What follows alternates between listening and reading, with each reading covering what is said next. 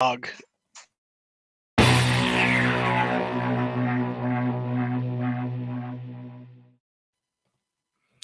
All right, this is the Coast to Coast Combat Hour.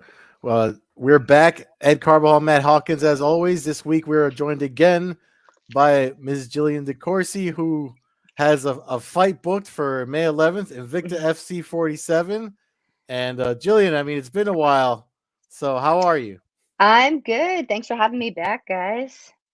Of course. So May 11th is the big return to the cage, and That is the big wait. a bit of a familiar opponent for you, huh? Lindsay Vanzant, who's fought in Pride, or not Pride, in Ryzen and Invicta, and Bellator a and bunch stuff, of yeah. Bellator, a bunch of stuff on your Yep. coast. So a familiar opponent from your amateur days. How does it feel fighting somebody? A, I mean, obviously, a really good fighter, and B, somebody who you've competed against before. It's really exciting. I mean, like we've tried, like this match has been like something that's like we knew was going to happen at some point. It was just, it's been tried to like been matched up like for a few different times, but it just wasn't lining up either for myself or for her. And, different things were going on, whether it was injuries or just like, timing of other events going on. So it's something like we both knew was gonna happen, and now it's like, all right, the stars aligned, and now we're doing this. It's definitely exciting because I think it's a great fight, and I think we both have like a lot to gain from it. So, And this is an atom weight too, right? yep. Which is your preferred weight. I remember you said that last time that you preferred to fight out at 105 versus like the straw weight that they try to push on everybody, right? Yeah, yeah. I mean, like we get fight offers all the time, and it's like, hey, strawweight, strawweight, strawweight, and it's like, yeah, no, like I did that as a pro, and it's just I'm small for a strawweight. So you guys fought as in your amateurs though. I mean, so there's a huge gap of when you actually. I don't know if you trained with each other because I know out in Long Island, it's almost kind of like in New Jersey, like everybody's kind of familiar with everyone. They cross Mm-hmm. paths in training rooms every once in a blue. So how long has it been since you've actually like seen each other's progression? I mean, we did the Phoenix tournament together, so and we stay in contact. We're actually really friendly. Obviously right now we're not like communicating and talking and being like besties, Mm-hmm. because we both have a goal in mind. But we cross trained. I want to say like maybe a couple of years ago. We both just happened to show up at Henzo's for one of their pro practices at the same time, and we worked together then. But we're both, I think, completely different fighters from when we first met as amateurs. You're right in the middle of the card. Seems like there's a lot of opportunities right now for Invicta. Uh, where do you see the winner of this fight? Obviously we're cheering for you, but I appreciate that. Thank yeah, you. no, there's no doubt you're a friend of the show here. So, um, what do you, where do you see, after this fight, what do you see in the future there in Invicta? I feel like the top of the division, I feel like is wide open right now, as far as like atom weights go. So I Mm-hmm. feel like the winner has a strong pull, to be, either at title contention or, like a fight away from it. Yeah, and you brought up the Phoenix tournament. You also you competed in it. She won 2 fights in it, and it wasn't Right. until kind of doing some research on her and re-looking at your record and who you had competed against in the past, where I noticed that those fights on like Tapology are considered exhibition bouts because they were a 5 round fight or 5 minute one 5 minute Yes. round fight.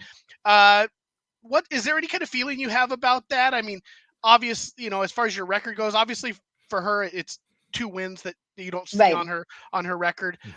Is there anything said about between the fighters where it's kind of disappointing that it doesn't count on the record, or is it just something that you guys don't even care about? I mean, I like that it wasn't counted because you think about it's like 5 minutes, right? Mhm. So like for me, for example, like I don't think that tournament actually like showcased my skill set or anything. Because I fought the person I fought, Linda, like in an actual 3 round fight, and I clearly won that. And I feel like it would have been the same way if it would have been 3 rounds. Um, I would have won it. I'm gonna bribe my dogs here. They're getting a little rambunctious. I'm like, I got the treats here for them. That's all right. Like So as soon does as I grabbed it, they stopped. so does that um, turn you off to the idea of that kind of a tournament? Is that something you'd rather avoid in the future, no, I mean, I would absolutely do it again. Because I think it's like a different experience, and you go in with like different, like the pressure is different, right? Because like, obviously we're fighters, we all want to win. But you knowing that, hey, wait, this is not going to be on my record. You can go in with a different mindset, and I think doing it once and like kind of experiencing what that felt like, um, it would be like a little bit different outcome necessarily doing it again. Hmm. Um, and I'm like, I used to be a really slow starter, and that's something that from the tournament, like we were trying to work on. Mhm. But like I'm someone that gets better as like the fight goes on. I don't like die off like where you see people come out like blazing that first round, but then second round they're getting picked apart because they can't maintain that. Mhm. I'm actually the opposite. As I feel like I build strength and I build power, and my timing, everything just gets better the Hmm. longer the fight goes. So but that's something that we've like worked on a lot since then, just trying just to be able to like when I'm sparring, not having that warm up round and just being like, all right, go. So I think kind of doing that tournament again and kind of knowing what it feels like would be completely different. Hmm. I mean, I kind of knew that was what your answer was going to be because no one knew. I mean, I mean, the short time that I've known you and that we've talked and stuff online and through messaging and stuff, you always seem like you're a go getter, like you're trying to go after any sort of competition that you can get. So I had a feeling that was going to be your answer. But one thing I wanted to ask you, it just jumped in my head now thinking about that, like because you literally live tweet almost every event that I watch or most folks are watching. So do you ever see something like have you ever I mean if you feel free if you want to shout them out. If you ever have you ever seen a move that you're like I gotta try that. I gotta see if I can add that to my game. Like if you remember an event or a fighter or something that kind of just jumped at you that said, I gotta start doing that. I would like I can't think of a specific fighter, but I would say like the buggy chokes. All right, that's like everybody on um the East Coast is trying to do a buggy choke now. Because it's like, I mean, it's like one of those things where you're like, the first time you see it, I can't even remember the first person I saw to do it in MMA, but you're like, what? And then it's like, that's a kind of like a cool save your ass move. Yeah. I mean, I've been playing that position. It's funny that you're mentioning that because I've been trying to do it. I'm too old. I don't have the. It seems like you got to be a long, lanky, flexible person Right. to really Oh pull it yeah, off. I'm super long and lanky, so that makes sense. but it's like it's almost like everyone tries to do it from when someone's in side mount, right? Right. And then it's like 5 years ago. I remember I watched a video, and oddly enough, Luke Thomas he put something up, and he was like, "Oh, so and so just invented it." And I was like, "No, he didn't. That Right. move's been around." And it's like a version from closed guard where it's like some folks call it a lat choke, but it's almost the same thing. And I Right. feel like that's if I remember to do it, like I'm gonna send it to you, so maybe you could try it out too in the training room because Yeah, absolutely. yeah, Does but that it's is that AJ McKee? Was it AJ no, it's McKee? Or similar, was but it a not different? really. Yeah, because you commented about an old fight with I think McKee being the one-armed guillotine, if I remember right. So maybe I'm just confusing Yeah, no, your. no, you're thinking of that weird neck crank that McKee did There you go. but yeah, There you but go. yeah, it's funny that you said the buggy choke because I've been trying to ever since that's been trending. I'm like I feel like I'm gonna blow out my own knee trying to do Yeah. it. Yeah, that's like the crazy rubber guard stuff sometimes where Hmm. you're like, how does your body even move like that?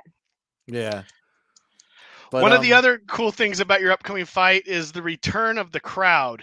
Uh, Yes. yeah, I don't know how big or how many tickets they're selling, but as somebody who loves to attend MMA, just the atmosphere as a fan, I got to imagine we've talked to some fighters who kind of got their start in the UFC during the pandemic era, and it seemed a couple of them kind of yearned for being able to walk into an Right. arena of 20,000 people. hmm Obviously, the municipal in Kansas City is not T-Mobile Yeah, we're Arena. not we're not getting 20,000 people. No, no, but it's got to be nice, right? I mean, are you somebody that even notices that? Do you get all white noise when you get in the cage, or do you feed I off tend to the get like crowd? white noised.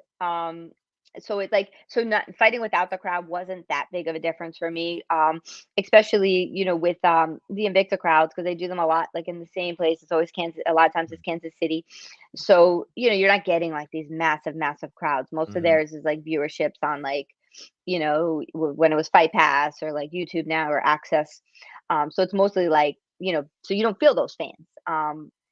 So for me, it wasn't that big of a difference, but it is definitely nice. Like even if it's a small crowd, like somebody, you land something and you get the because then it kind of gives you that energy. If you feel like you're Mhm. dying out, you can't feed off the crowd, whether it's a big or a small crowd, to help kind of like propel you forward.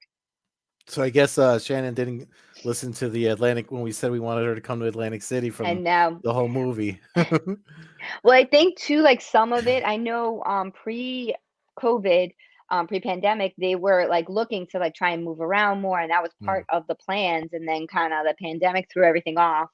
So I think that's still in the plans, that they do want to like Mhm. eventually start to move the shows around again, because they were moving them. Like I fought in Salt Lake, I fought in out in Cali. I think I fought somewhere else too. Mhm. I Um, know Vegas and Cali out here had big successful crowds yeah. Mhm. at all the events that I went to. So I would love to see it. You guys need it on the East Coast out there, but Yeah, that would definitely be nice. Because yeah. I can't remember the last time I've been able to have like actual like people come to my fights, that like being local. Yeah. Speaking of which, I mean, when we talked to you, that Men Award thing did that even happen? I know we had the storm that weekend, and every time Yeah. I want to go see you at one of those, I'm just to see you face to face. Finally, I'm like, the last two I wound up working, and then this one was like we had the ice storm. It was like the last storm of the season. Yeah, that storm was a little wild. Hmm. They wound up doing it the next day, but I wasn't able to kind of to do it the next day, so it was kind of like, all right, next one. Yeah, yeah. Um, it's funny. I mean, both again with your opponent for Invicta. I was making the joke when the announcement. I was so excited, first of all, just to see that you got a fight, and and they hadn't announced the location yet, so I was crossing my fingers, hoping Right. that they would do something out here. But Yeah, well, our we didn't even know the location when we got when mm, we got like our contracts and stuff. Initially, it was just like TBA, and I was like, all mm. right. I mean, like, I guess I'll find out at some point. I mean, I don't really have to do anything for it. You just gotta, you just send me the plane ticket, and I get on the plane. So, Yeah, yeah. But with you and Lindsay fighting, I mean, it would have been nice. I mean, that I think you guys could have brought in a oh, we crowd. would It have was, brought a big crowd over yeah, there. Well, yeah. you could always they could have their first show for the atom weight title fight in There what you say go. 6 months or so. Yeah. So Oh what man. about uh the broadcasting? Invicta's been on YouTube for the last few events, right? Yep. So what's your thing? I mean, my take is I wrote something on my newsletter about it. I actually love, because one's been doing it. A lot of promotions have Right. been putting their stuff on YouTube, and I feel like more and more people, just because of that platform is so easily accessible, Yep. more and more people are able to watch it. I mean, how do you feel about? Are you happy that it's on YouTube, or like what are your thoughts? Now I am. When I actually like sat down, I like thought about it. I'm like, wait, this makes it so much more accessible. Mm-hmm. It's easy for people to watch, right? You literally just type in Invicta and like it pops up. You don't even need to type it in like fight day. I think it's just already in there, like little things to watch. Mm-hmm. So that means more people are tuning in, more people are watching, more opportunities to, for exposure. Especially for atom weights, because like we don't have as many platforms to be able to actually perform on. So I think it's actually a really good thing, because it makes it so easy. You don't have to like bargain with people to, Yeah. hey, just sign up for Fight Pass, take the 7-day trial, then do whatever you got to do. Yeah. Like I've had like most of my family like had Fight Pass just because they were like, oh, we just keep it so then when you fight we can have it. Mm-hmm. But now they're like, oh, wait, you're not fighting on there anymore. All right, it's just easy now. Yeah. Uriah Faber used to comment a lot about that back in the day because he had that run in the UFC where he was on a lot of prelims and people always Right, wondered. And he actually commented saying, "Hey, I don't want my friends to have to spend $70 to watch me right, fight. I can fight for free on ESPN or whatever it was. They right. through all those channels they were on back in the day, Spike and all that stuff. He was just able to, he said, "Hey, my friends can watch it for free. They can, I can send them a link and there it is, and so." Uh, I think that's cool. I think it would be nice to see Invicta obviously pick up something that allows for a funnel of cash to Right. come in. Mm. Right, absolutely, because that's better for the fighters at the end It's of the better day, for right? everybody all around if there's Yeah. money that's coming into the promotion. But real quick, following your thing, masked Jason or one-eyed bagged Jason? That's amazing. We're gonna go one-eye bagged. That's what I said. I go. Masked Jason was pretty cool, but a one-eyed bag is Yeah, but pretty I mean that's psycho. next level. I mean, but not for nothing. You always insist that you're not a horror fan, but you're always. I mean, I feel like you and I have had. We're probably even between talking about MMA and horror stuff when we talk privately. So, I mean, can we settle it now? Like, are you a horror fan now, or what? I'm like a punk.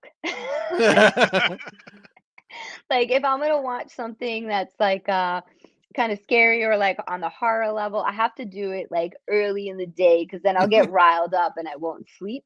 Mm. So I wouldn't necessarily call myself a fan. I mean, most of my knowledge and the things I know is just talking from my manager, Jason. Yeah. He's the one that kind of fills me in on it. I'm like, oh, yeah. all right, now I get this. All right. He and I have only chatted briefly, like through messaging, but I have a feeling if I ever meet the guy in person, he and I are going to talk for hours about horror films. But Oh yeah, I wouldn't even call him a fan. I'd call him like a fanatic. he's probably been to horror conventions out here, and we've probably like rubbed shoulders or something. I don't know because he won't get on a plane. So. Oh, okay. But anyway, I mean, just everything you're doing with again, we talked about your social media interaction. Like you actually come up with these weird quizzes out of nowhere. Like, how do you come up with this stuff so fast? And like, is it on the fly, or is something that comes to you and you're just remixing it for your own, following? It's usually just like random thought. It's like, like, let me just write this out here. Because if I think too much into it, then like nothing will ever get written or posted. And that was like my issue for a long time. And that's why we kind of started the thing with the fights and like stuff like that. Cause it was a way just to kind of get my name out there, have a presence on social media. So it's like, I can't overthink it. I just got to throw out whatever is like on the top of my head at that moment. I know there's a big female Bellator fight. Two of them coming up this weekend, but I was kind of curious. I'm wearing my old Pitbull McKee one shirt. Is somebody who obviously knows what they're talking about and likes to talk about fights online and stuff. What was do you mind if I ask your take on that fight and what you thought about it? The judge's decision, I guess I should say. I mean, it's anytime like judge's decision, it's like yeah, you can't really be mad. I mean, I've been on like sides of decisions where I'm like, I don't really necessarily think that that's accurate or agree with it, but what it is. I mean, have you ever been shocked like McKee appeared, or at least the shock that he had? Is there ever been like a shock and awe moment with judges, or has it always been like, oh, it was a close fight and it kind of sucks he didn't lean my way, but I can see it the other way? Or have you ever sat there and go, I don't know what the hell that judge was watching? I mean, I feel like the closest one I would say like because I usually am never really a good judge of where I'm at personally, like in a fight. Like I've definitely gotten better with that now. Just as I've like gotten more experience and my fight IQ's gone up. Is that it would be the tournament one. That was one where I was like, all right, I think I did enough, right, to win. Like I didn't blow her out of the water and do anything, but I think I did enough. So then when I like didn't get it, I was like, really? Okay. Like I kind of takedown, like, yeah, she got back up, but like, I thought it was enough. So I would say that would be my closest equivalent. I've never been where it's been like so lopsided where you're like, what, how did they even see it? Thankfully because I can only imagine like how like it sucks to lose, but then when you feel like you've really gotten like robbed, that like I can't imagine like how that feels. I mean, I would also, I mean, if it's you yourself, you're probably, if it's after your fight, you just win all the rounds and stuff like that, you're probably just kind of like coming down off of your adrenaline dump or whatever it is that you're just like, oh, whatever. But about looking at fights, I did want to I have it on my notes here, so I wanted your opinion, or if you don't mind telling us your prediction. Looking at Arlene Blencowe and Chris Cyborg for Bellator this week, and they're out in Hawaii. I was it's gonna be wondering, absolutely Cyborg. yeah, Yeah, like not even a doubt. I mean, she's just like a a monster on another level. hmm yeah, Yeah, I mean, I don't think you can really do, especially since this is Yeah, a rematch. There's not a lot of, but yeah. I don't think but I mean, you I know, mean, honestly, when you think about it, it's like who is there like who can like at that like weight class? Who's like mm. there to compete with like Cyborg? I nobody in don't. Bellator, Yeah, I'm like, or outside of Nunes and maybe Harrison, but yeah, if she drops down to 145 like permanently, right. might be interesting. But Mm. Yeah, but I don't even think like Harrison. Like I think Cyborg would still take it. oh, I'd pick Cyborg all day long. Yeah. I'm just I mean, you're down to like three girls at that Right. Yeah. weight Like, it's class like who? Like what are we that doing here? and I'm not even so sure I'd pick Nunes in a rematch. Like Right. Cyborg Mm. just seems like her. You talk about fight IQ. Yeah. It's You like know, she's just went every fight. It's gotten yeah. more and more off the chart. Where Right. it's like she's a technical. When she came out, she was just this A savage brawler. brawler Yeah. that She was scared just the hell out of she was just a everybody. scary person. And then it's definitely it's not the same Gina Carano Cyborg that we see now. It's Right. it's a it's she's not getting thrown with some off balance throw and Right. Right. stuff like that. She's it's just so yeah, I don't see anybody beating her. But but Blanco's cool. But I don't know what they're gonna do with Cyborg. You got three organizations that all have one really good fighter at Yeah. or yeah, around that weight class, and we live in a world where apparently there'll never be a cross promotion. So yeah, I don't know. Ed, yeah. I'm assuming you got Cyborg I mean, kind of. it's hard. It's hard. It's like you said, it's a rematch, and more. I mean, statistically, I think the rematches like that usually go the same way. I mean, it's very rare that you get these back and forth. So, I mean, I always like to give everybody their due diligence, though. So, I mean, we'll see what happens at the fight. I mean, I also know I've talked to Blanco a lot, and she seems pretty confident. Her energy seems good. So, um, Jillian, do you know if Monica's going to be out there to watch those fights? Like, is she going to be in house for them? I don't know actually. I gotta Hmm. check in with her. Yeah, I haven't heard from her in a minute I'm not. I myself. don't So, know. Yeah, I'm not sure if she. I forgot which island she's on. I don't know if she's on the main island. hmm. Have you ever been Um, out there? no, that's definitely on like my list. Like I got Monica out there I could stay with. One of my aunts, they have like a place out there, so I'm like, I have like places to stay. I just got to get there. Yeah, yeah, that's it. That's an issue these days. I was supposed to be Yeah, in Vegas a couple of weeks ago, and I couldn't even get there. So, flights got canceled. yeah, Oh, unfortunately, yeah. I But also the see the worst. return that Saturday night Bellator card. I don't know where it slipped under my radar, but Alima McFarland's making her return to the Bellator mhm. cage. So another former champ, exciting, fun fighter to Yes. watch, making it back to the cage. What do you think about Friday's title fight, Juliana Velasquez versus Liz Carmouche? Um, Friday I night. think that's Salute to the. I think that's an interesting one. Kind of like can go like either way, but I'm gonna say Carmouche. Hmm. It's going to be interesting because Yeah, she'll be fighting in front of the military crowd there. So I wonder if that'll be like a. I wonder what kind of entrance or what kind. yeah, Bellator might do something kind of special for that. So that might be yeah. kind of exciting.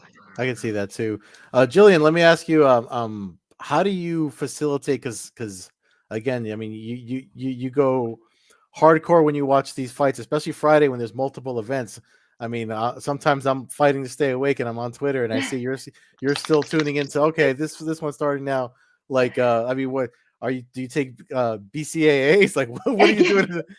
What's your energy plan for Friday uh, night fights? Usually like Friday nights depending on like what my training schedule is like. I Mhm. usually kind of train more like hardcore in the morning. Mm. Come home like take a nap, sometimes Naps, yeah. work a little bit, and then kind of get at it and pass out when it's done. Mm. So it's definitely kind of like the bad habit of staying up late, but it's I'm like, it's Friday, it's all right. I could get away with it. I probably wouldn't go to sleep anyway. So But you do it, and then I see, because I mean I train on Saturdays too, but I see like on Twitter you're like, oh, I got training, and then I'm watching the fights.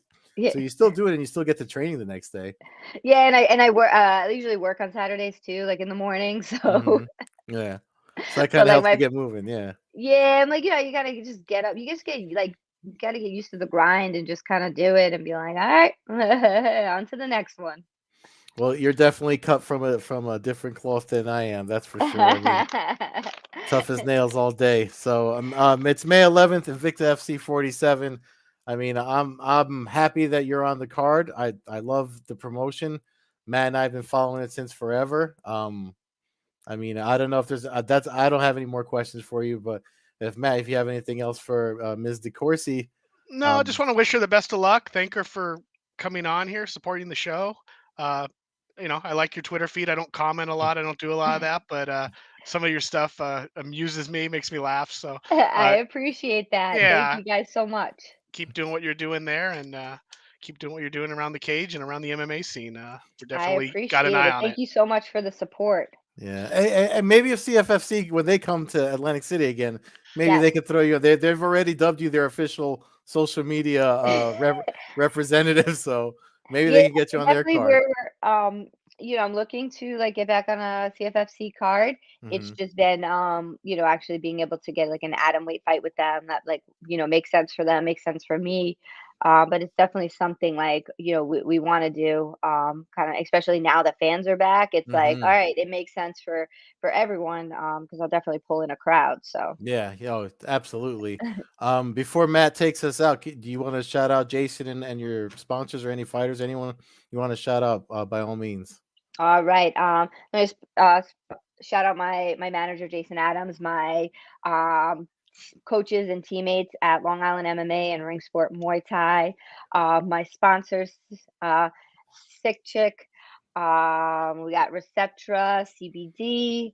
Who else we got? We got Guard What's Yours. We got, oh man, I am terrible at remembering all the time. I have like so many people that have supported me for like so long that like whenever I'm put on the spot, I'm like, I'm crumbling. So everybody I forgot, thank you so much for all your support and I apologize. And thank you guys for having me. Oh, Absolutely. we're grateful that you make time for us. I mean, again, amazing person, amazing, fighter, and looking forward to seeing what you got in store for us on May 11th. Thank you so much. It's definitely gonna be entertaining. Real quick for fight fans that are listening, PFL is on right now. So if you're listening live after the show, please tune over and check out PFL. And if you're just bleed like me, tomorrow is Joey Beltran, Frank Tate, BKFC Fight Night, Thursday night show out of Fort Lauderdale. Until then, check out the show at Combat Hour on Twitter, Coast to Coast Combat Hour on Instagram. You can always see us at allaccessmma.com. Follow me, Matthew Hawkins, at MMAHawk21 on Twitter and Instagram. Follow Edit Carbazol on Twitter, Carbeerzol on Instagram, and Old Head Carb on Twitch. Have a good night, both of you. Good Good talking to you, night. Ed. Good talking and, to you, Jillian. and it's Lionheart Jill on Twitter, right? It is Lionheart Jill on everything pretty much. All right, cool. All right, thanks again. Have a good night, everybody. All right, good night. Bye.